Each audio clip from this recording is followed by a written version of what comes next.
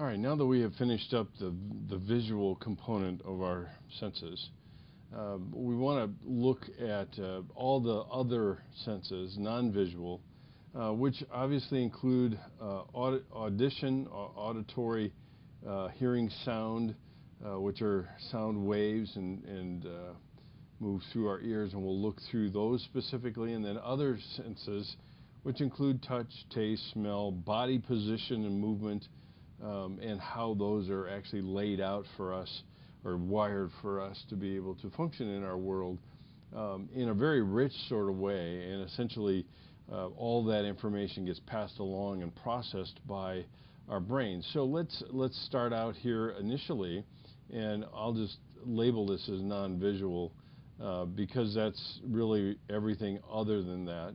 And we'll start with the auditory sense first. And again, as I'm prone to do, I like to define some of our terms. And audition is not something you do in order to get into a play, at least in our context. Audition is simply the act of hearing. And it is far more complex, obviously, than I think most of us really realize.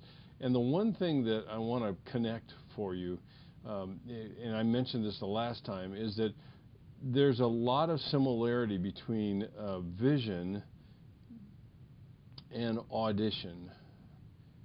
And one of the major crossover points in terms of these two really is the presence of waves and how we process them similarly and yet differently. We have the electromagnetic spectrum that is part of the light waves that we process. And then you have the sound spectrum, which is also waves as well, that goes from very quiet to very intense sounds. And so with light, like we mentioned before, when we're talking about light, we are talking about, just like I said, is the waves. And how closely packed together these waves are is the frequency. So we go from one wave where it hits to another wave, and how many actually fall within this area. If there's more than the two that I drew, then you usually have a brighter light. Plus, we talk about the amplitude, the depth of this wave, and what it does in terms of the nature of the light, if you will, the intensity of it, which oftentimes we refer to as the hue. So we've got the brightness, intensity, and then we have the hue or color that comes into play with the amplitude. The same thing with sounds. And sound waves function exactly the same way. Concepts are very similar, and as this diagram makes it clear, you have the short wavelength. So it means that how many are packed in here are, the short is a high-pitched sound. If it is long and they're farther apart, this is the frequency. So it's not necessarily how many are in here, but how short this, how quickly the wave hits again is part of the frequency element to it. If it's a long period of time, which is long in relative terms when we're talking about sound, is a low pitched when it's closer together, and that's the key here, is how closely together these two peaks of the sound waves are. Same with amplitude. The deeper this amplitude, the louder it is. The shallower it is, the softer. And so what's interesting to take note of is with sirens, is what happens with sirens. And many emergency vehicles actually have two different kinds of sirens depending on their surroundings. The question would be for you to consider which sound wave as a siren, because it's usually a oscillating sound. You have the sorry, the up and down siren, and then you have a very long, low, oscillating sound, rather than the very quickly the quick sounding one. And I'll put each of these in here so you can see that, hear them. But these sirens are different for rural areas. Why? Because there's not very many buildings for the sound wave to bounce off of. And then the urban environment, and the sound waves are very different there. So each one, in order to get people's attention, they adjust it to how we process sound in terms of getting our attention. Now, the other thing I want to bring to your attention really is the frequency and amplitude and how it plays into something we do every day. On your radio, you have two different bands. One is FM, which is probably what you spend the most time listening to, and for those of us that like talk radio and things like that, is AM. Well, what's the difference between these? And essentially, in AM, this refers to amplitude modulation.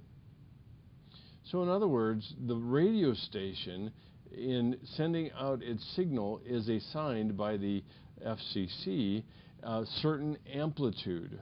And so essentially, how deep of the wave, if you will, is part of their signal is, for example, 850 has a particular amplitude modulation to it.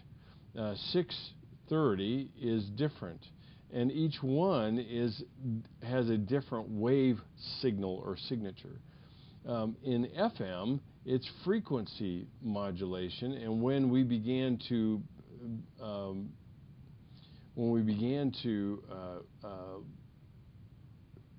play around with, if you will, how close together or how packed together these waves are, we had a frequency FM, and FM is incredibly more high def, if you will, than AM. All we had was AM way back in the Stone Age. But FM, when it added, you were able to hear things in music that you never could hear in amplitude. And some of that is because look at how much more data comes at you. For example, 101, 100, I think that's mixed radio. Well, that tells you how much time is occurs between one wave hitting and the next. And that is part of how much information then can get passed on when you hear things on an FM, a well-tuned FM radio. You can hear things that you wouldn't otherwise ever hear in AM radio, and that's usually why with AM it's all about talk. You don't hear very many stations using music or doing music on AM. But we've got a lot of mixed things occurring now because we can now have internet radio, which means that we're not really dependent on the radio signal itself. Now we're using wireless and cellular data that impacts the